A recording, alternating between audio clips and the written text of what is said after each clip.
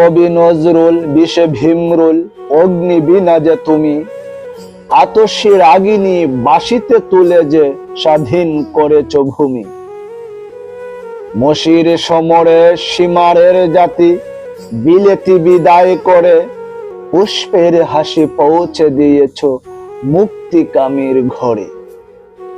কারার লৌহ কপাটে তোমার দমাতে পারেনি গতি, হাজারো ব্যথার বেদনা সয়েও কবুল করনি নথি।